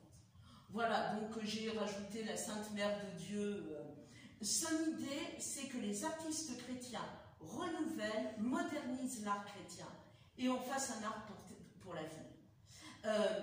Le contraire de l'art Saint-Sulpice. Et elle rêve de chapelles, mais les chapelles, elles viendront en Bretagne. Mais elles viendront, Jeanne sera morte. Je pense à Saint-Quéo, par exemple. Voilà. Bon, donc, elle a cet attachement au saint breton, elle fait les droménies, etc. Et la légende dorée des saints de Bretagne. Et c'est là où j'ai trouvé dans ses écrits, « Seigneur, aidez-moi à œuvrer quelque chose de bien pour la gloire de votre pays, Bretagne, à qui vous avez donné une si belle âme. » Et bien la belle âme, elle va aussi pour Jeanne. Alors, elle cherche le plus petit détail. Il y avait les genêts de Sainte Tryphine, le visage presque féminin de Julie Caël, et puis c'est un petit clin d'œil à un de mes fils qui est photographe, et je lui avais demandé de photographier bien Saint-Brieuc. Et en fait, il s'est rendu compte, en agrandissant et en faisant la photo, que Jeanne avait représenté Saint-Brieuc pleurant. Le thème, c'était Saint-Brieuc pleurant sur ses ouailles qui ne se convertissaient pas. Et au coin de l'œil de Saint-Brieuc, elle a peint une larme. Petite larme, toute belle, un peu jaune. Quand on le regarde, le Saint-Brieuc, on ne fait pas attention. Et en l'agrandissant, on le voit. Donc, les pardons, les chapelles. Donc, elle dessine des chapelles et puis elle suit les pardons, en particulier tous les pardons autour de l'Oudéac, mais jusqu'au Folgouette. Hein. Et les traditions bretonnes, j'aime tellement cette descente de croix que je viens de voir que je l'ai mise 2 fois. Et donc vous avez ce très beau bois gravé Saint-Yves au tombeau de Saint-Tugdual. Saint-Tugdual et tous les saints bretons étaient canonisés vox populi. Saint-Yves, c'est le premier saint breton à être canonisé pour de vrai, avec un procès en canonisation. Et c'est le premier patron de la Bretagne, en attendant qu'Anne Sainte-Anne vienne le rejoindre. Mais là, on a du temps parce que c'est en 1914 et Sainte-Anne est tellement plus belle lurette. Elle est très attachée aussi, elle va dessiner aussi une très belle danse macabre, inspirée de la danse macabre de Karl Maria en Biscuit, qu'elle va représenter pour l'abbé Pérotte, dont on va trouver dans Fais Adresse. Voilà. Alors, elle est se familiarise aussi avec l'œuvre d'autres artistes bretons. En particulier, on va lui demander d'illustrer à Reine Dowling, à genoux, le livre de Jean-Pierre Calor. C'est un projet qui ne sera pas mené à bien, mais elle va quand même graver une croix celtique que d'ailleurs elle gardera ensuite pour sa propre tombe. La maison, je crois, de Gambert Calor, et elle va le représenter ici. C'est un livre extraordinaire que Gambert Calor a écrit en bilingue lui-même, et ce qui plaît particulièrement à Jeanne, on le retrouve dans une de ses lettres, où elle cite « O douster menovren en l'urchapellik d'Idrouz et mes œuvres brésil, oh la douceur des messes dans une petite chapelle cachée au fond de la campagne bretonne. » Voilà, et puis elle avait le projet, avec ses arbres japonisants, d'illustrer l'abbé François Cadic, fondateur de la paroisse bretonne de Paris, qui était aussi collecteur, et Jeanne est aussi collectrice, donc elle est sensibilisée à tout ça. Elle collecte une 60aine de chansons et d'airs musicaux. Elle avait une petite flûte, et puis elle voulait la chanson et l'air de la chanson. Et elle va collecter tout ça.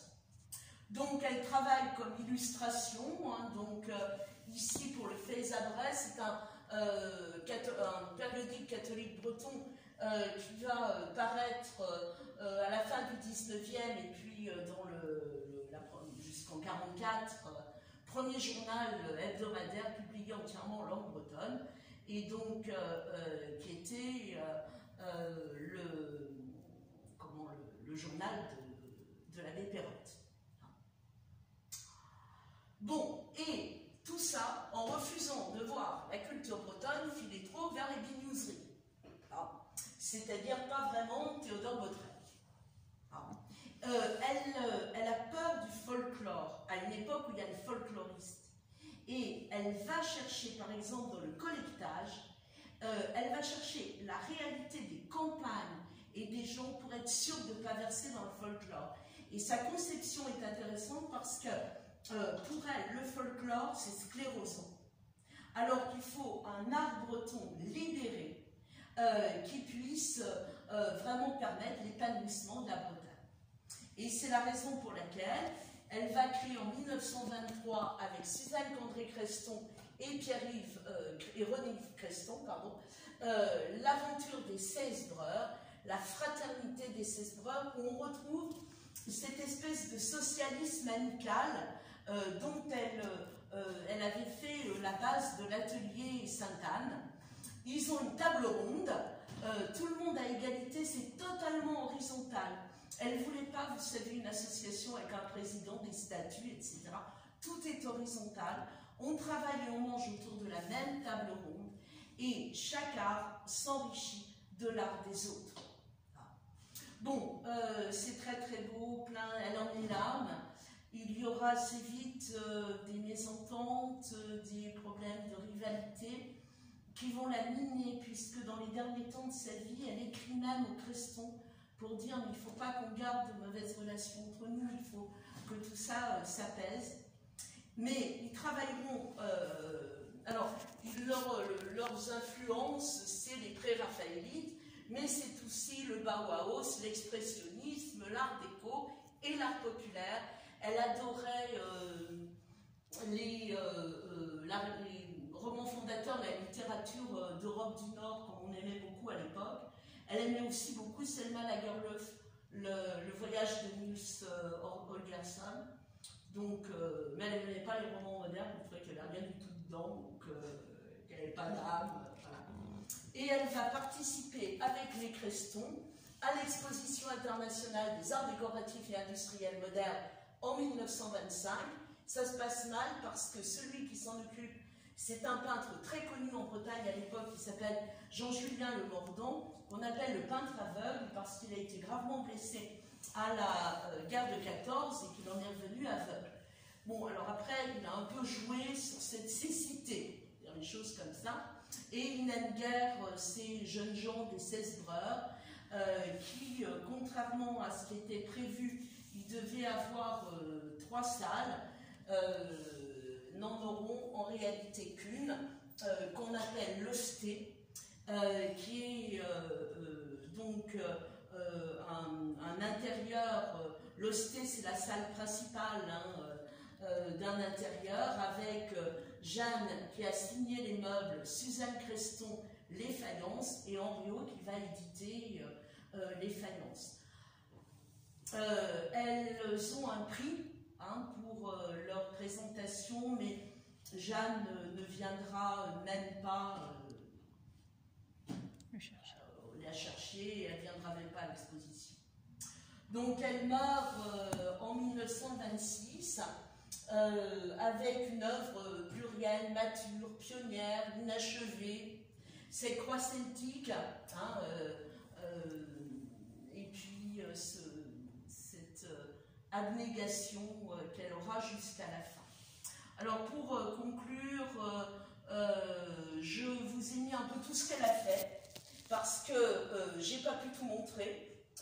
Donc les meubles, avec des soleils, des chaises, des salons, des miroirs, voilà, qu'elle faisait faire, la peinture et le dessin, avec cet extraordinaire paysan de l'Oudéac. Elle a une façon de représenter les nez que vous retrouvez pratiquement sur toute son œuvre. Les faïences et les céramiques, avec des faïences à décor populaire et des faïences à décor populaire, j'aurais oublié le S, les assiettes à décor géométrique qui étaient prévues pour le salon, le pavillon breton de 1925, des verres, des tasses, des couteaux, des fourchettes, des cuillères. En fait, c'est absolument extraordinaire.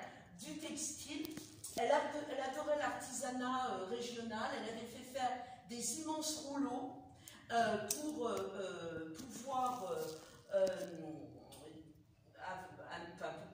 pouvoir imprimer des tissus, et elle était allée en chercher les modèles dans les traditions alsaciennes. Et puis le quotidien. Alors j'ai terminé en disant Jeanne Malivelle, féministe. Bon, alors j'ai pris pour terminer une citation de Jeanne Malivelle qui dit que les antiféministes ne se donnent pas trop de mal. Leur effort sera une goutte d'eau dans la mer. Le féminisme, le bon féminisme n'a rien d'effrayant. C'est une évolution mondiale à subir, qu'on le veuille ou non. Il s'agit de l'orienter, non de le contrecarrer. Voilà. Et je dirais que les héritages de Jeanne et son œuvre, je pense que ça dépasse même le féminisme, parce que c'est une œuvre de femme assumée. Elle assume sa vocation de femme, d'artiste et de bretonne.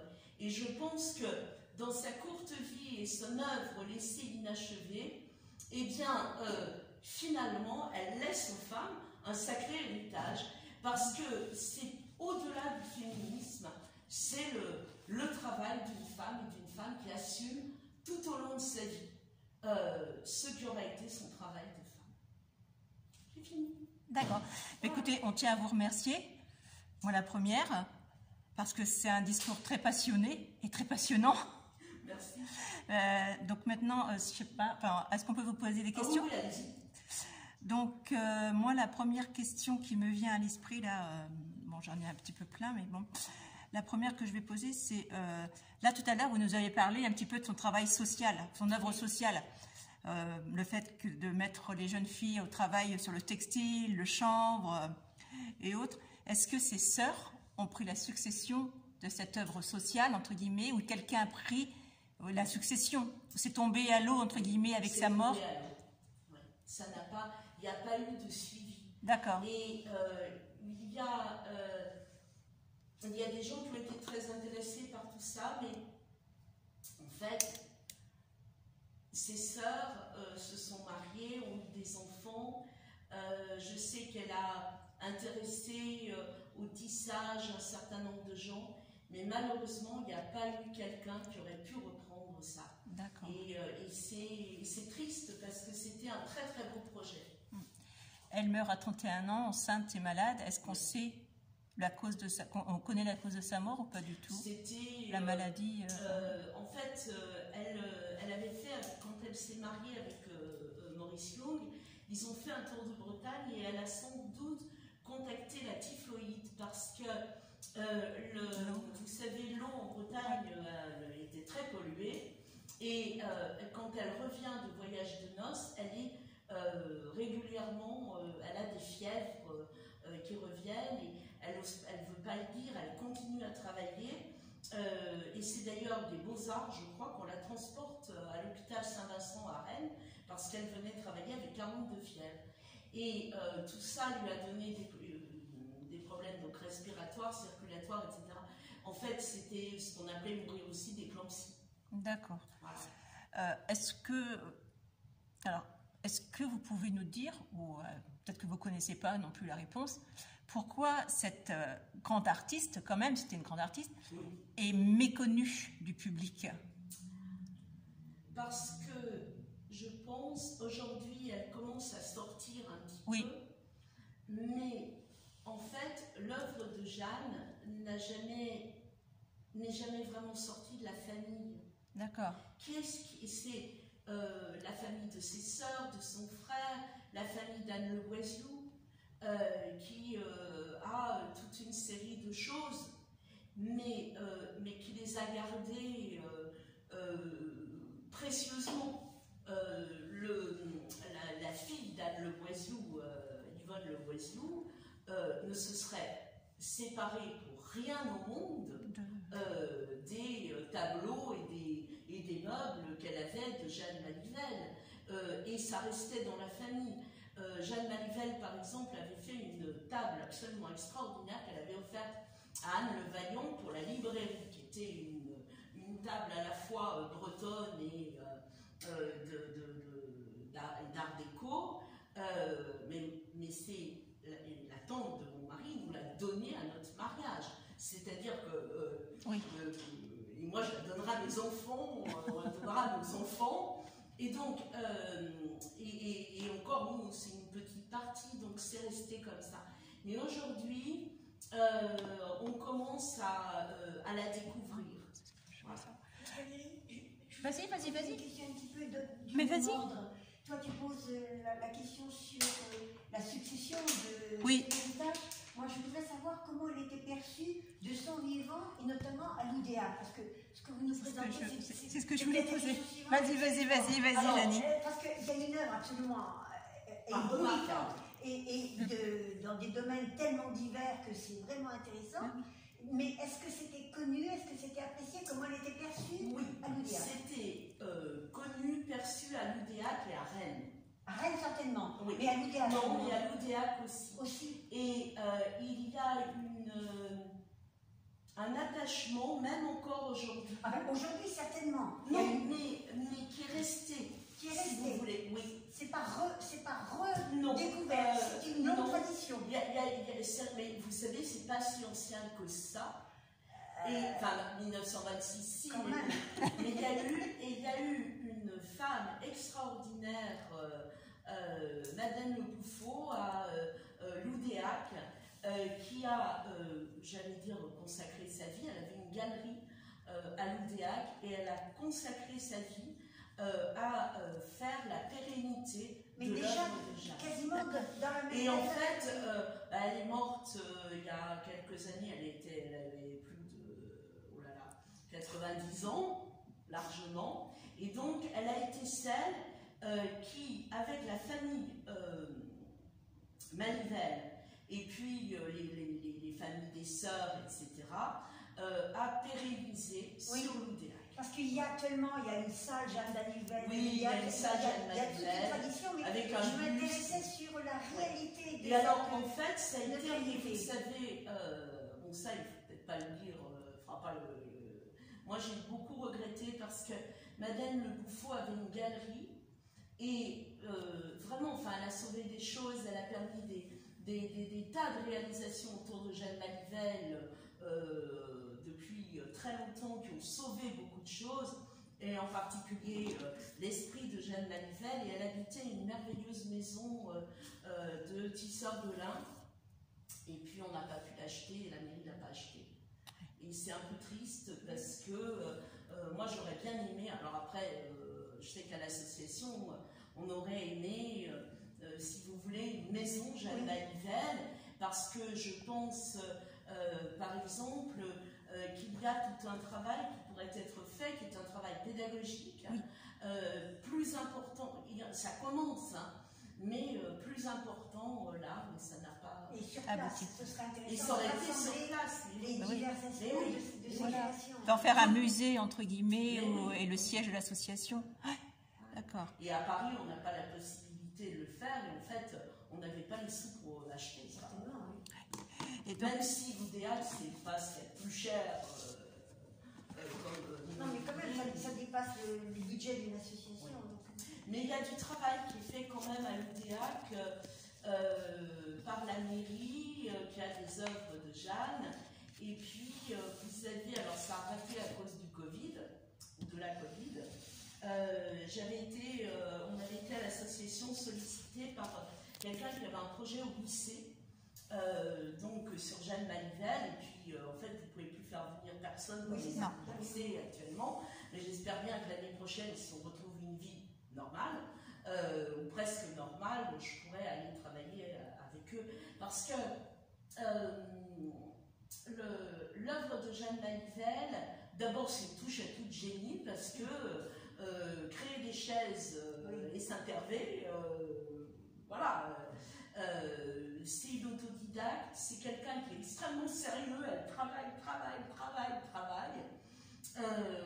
elle est drôle, elle est pleine d'esprit, voilà, et elle laisse une œuvre qui est une œuvre riche, accomplie, et derrière il y a des écrits qui sont des écrits importants, touchants, profonds, sur l'œuvre d'art.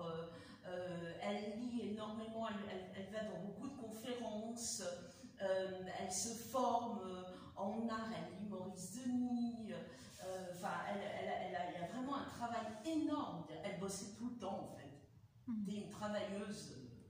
Mais donc, à vous écouter, en fait, elle était connue vraiment régionalement, entre guillemets. D'accord. Et par rapport régionalement, oui, pardon. Non, je localement, m'interroge aussi sur ses héritiers. Voilà, c'est ce que... Parce qu'il y a donc des héritiers directs, enfin je veux dire, oui, c'est une famille nombreuse, et vous pouvez travailler en collaboration avec eux. Très bien. Oui.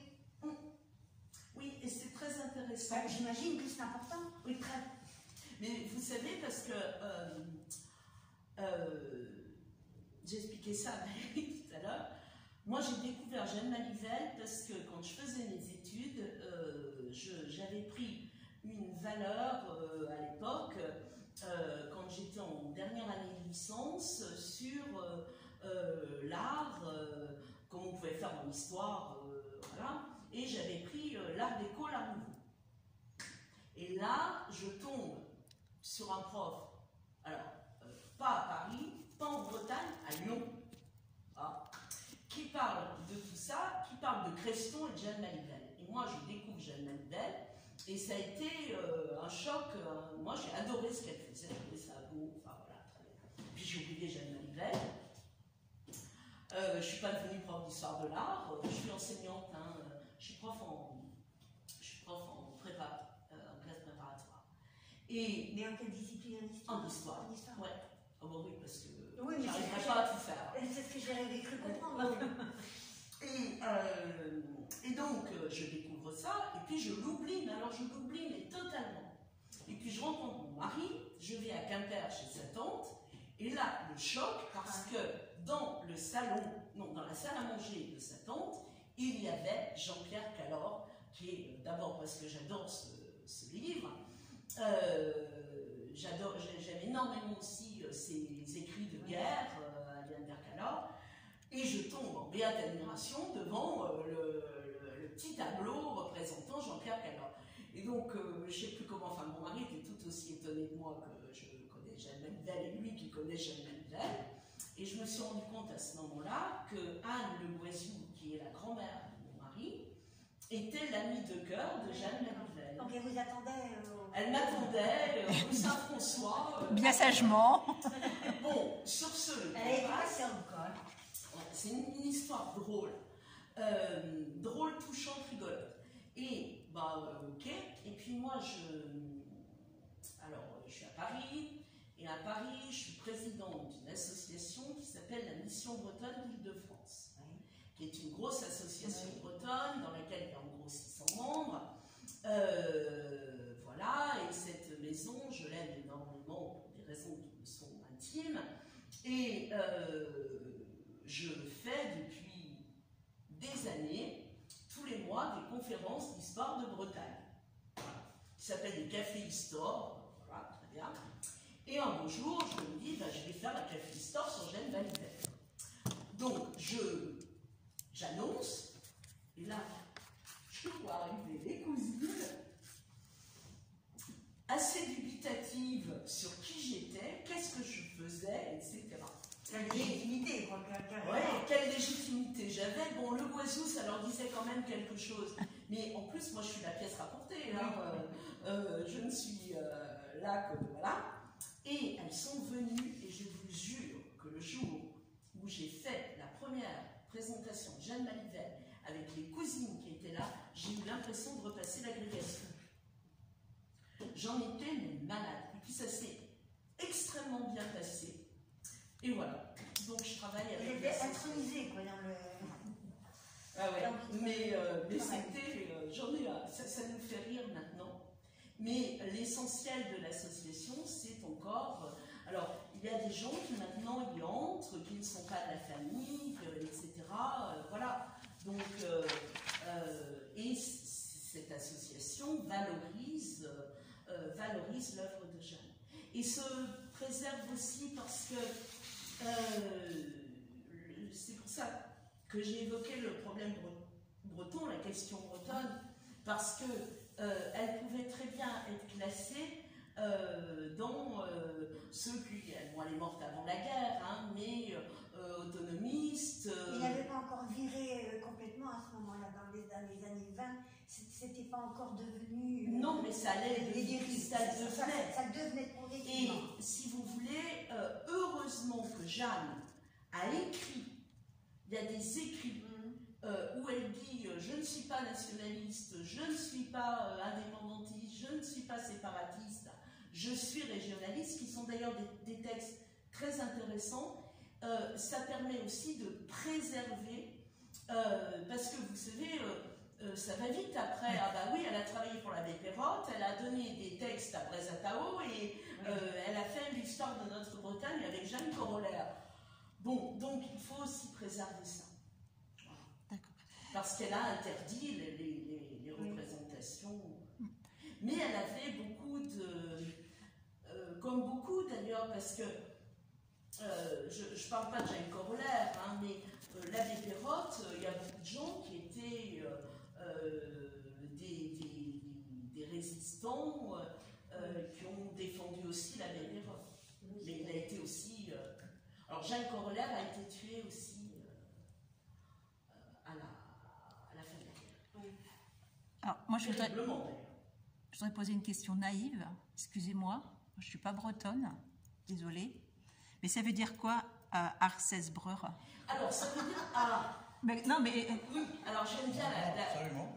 Mais non, parce que... Mais c'est de ma faute, j'aurais dû... Non, c'est pas de votre faute, c'est que, bon, peut-être que tout le monde connaît, mais non. Je suis désolée. Alors, ça veut dire les 7 frères. D'accord, ben oui, j'aurais dû, par rapport au livre, excusez-moi. Alors, en fait, c'est la grand-mère de Jeanne lui racontait une histoire qui s'appelait l'histoire des 7 frères. que Jeanne a d'ailleurs réécrite en langue galaise. Et en réalité, je vous passe tout le conte, mais à la fin du conte, on comprend que les 7 frères, ce sont les 7 saints fondateurs de Bretagne. C'est-à-dire, je vais en oublier, mais Malo pour Saint-Malo, Brieux pour Saint-Brieuc, Corentin pour Quimper, Paterne pour Vannes, Tugdual pour Tréguier, Samson pour Dole de Bretagne, et le dernier... C'est toujours le dernier. C'est pas Saint-Cadeau, non? Non, mais il va me revenir. Corentin, c'est dit. Oui, elle a dit Corentin. Oui. Corentin, je l'ai dit, Samson, Brieux. Malo, Paterne c'est Vannes, c'est oui. parce que moi je suis là-bas. Donc Brieux, Malo, Paterne, Corentin, Tugdual, Samson. Je manque à chaque Il fois. manque, hein. Bon, c'est pas grave, on reviendra. D'accord. Donc vous avez dit tout à l'heure. Parce que je vais le chercher. Et voilà, et donc ce sont D'accord. les 7 saints fondateurs. D'accord. Voilà. C'est tout bête. C'est vrai que vous avez parlé des 7 frères tout à l'heure, j'aurais dû. Oui. Si, j'ai trouvé. C'est Saint Paul Aurélien pour Saint Paul de Léon. Ah, oui. D'accord. Et en lui, je m'en veux de l'avoir oublié. Parce que... Donc vous avez dit tout à l'heure que ces bois gravés, ces bois qu'elle avait fait 72, ont brûlé pendant la... Voilà, mais il y en avait plus que ça. Les 72, c'est pour l'histoire de notre Bretagne. D'accord. Mais en fait, disparu. Voilà, ils ont disparu. Mais ils ont été exposés, certains, à New York. Oui, en quelle année? Mais elle était encore vivante. Ah, pardon. Ah, parce que comme je n'avais pas l'année, voilà. D'accord. Elle était encore vivante. Je ne sais plus si c'est en 22 ou 23, enfin, je regarde. Mais elle était encore vivante. Et c'est en 44. D'accord. Oui, à la guerre. Ça. Donc, en fait, comme vous avez dit tout à l'heure, c'est une touche à tout. Elle est prolifique. Elle fait des trucs, mais voilà. En fait, ses parents étaient commerçants.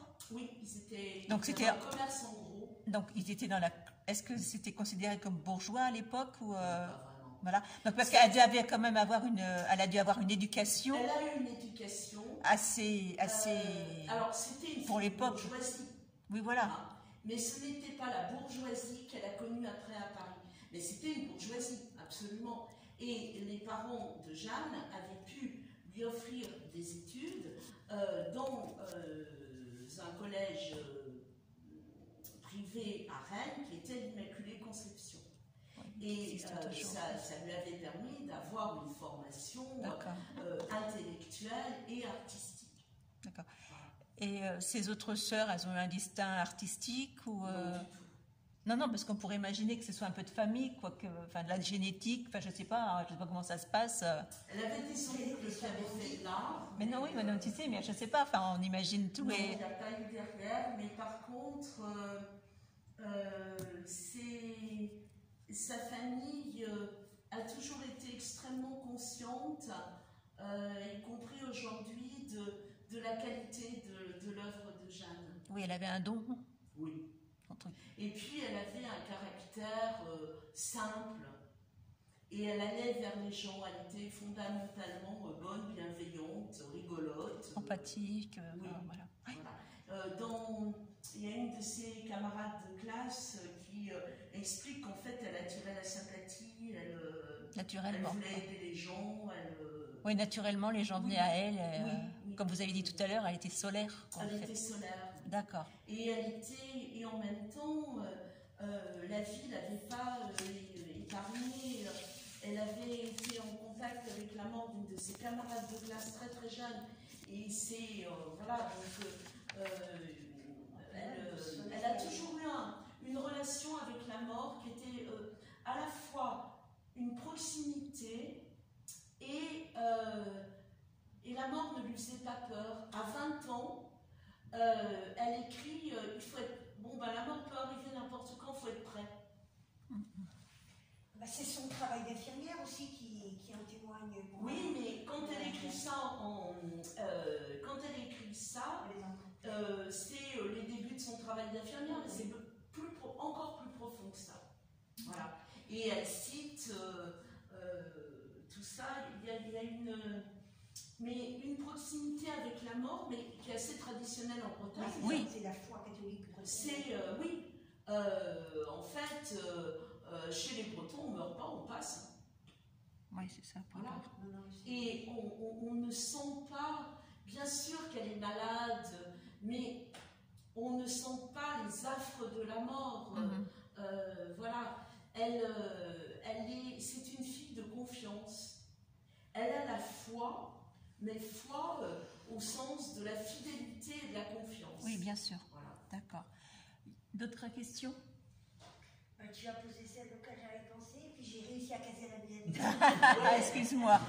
Bien, ben, on va remercier Madame Le Goueziou au nom de la ville de Pontivy. Merci d'avoir fait le déplacement, de vous avoir prêté au jeu, malgré les circonstances qui font que les liens... à moi est entre Neuillac, Sainte-Brigitte, la forêt de Quénécan, Oui, donc... l'abbaye de Bon Repos, oui, donc... Beau. Ah Voilà. ben, Camor. Donc, D'accord. Vous êtes chez vous. Vous êtes chez vous ici, quoi. Bah oui, je suis dans le Finistère maintenant. Donc, juste pour rappel, ce qu'on disait tout à l'heure avec Madame Le Goueziou, donc il y a 2 tableaux de Jeanne, je cherche le nom maintenant, de Jeanne qui vont être exposés à Perros-Guirec cet été. C'est ça, hein? Je ne me dis pas. Du 27 juin au 31 août, en espérant qu'on touche de la peau de singe. Oui. Hein? Et l'assiette voilà. va aller au musée d'art moderne. Oui. Et puis en 2023, voilà. il y a une très grosse exposition qui va avoir lieu sur tout l'espace d'exposition de la bibliothèque Fournay à l'hôtel de Sens. Voilà, donc à Paris. Ouais. Et c'est une surface de combien à peu près? Alors je sais plus, je sais pas, c'est 2023, on est en train de monter. D'accord, non, parce que ça doit être énorme. Mais c'est pas si énorme que ça, c'est 3 salles. D'accord. Qui vont lui être dédiées, mais avec un travail de muséographie. Oui. Voilà, de scénographie et tout. D'accord. Les toiles, par exemple, elles sont où maintenant? Alors, il y a des toiles qui sont dans la famille de Jeanne. Oui. Il y en a à l'Oudéac. Elles sont réparties dans la famille. Elles sont dans la famille pour l'instant. Et c'est les gens qui ont les œuvres qui vont oui, les prêter. Oui. Alors, il y a eu une exposition, il y a quelques meubles de Jeanne, quelques œuvres de Jeanne au musée breton de Quimper. Oui. Ouais. Il y a eu une exposition, je ne me souviens plus de la date,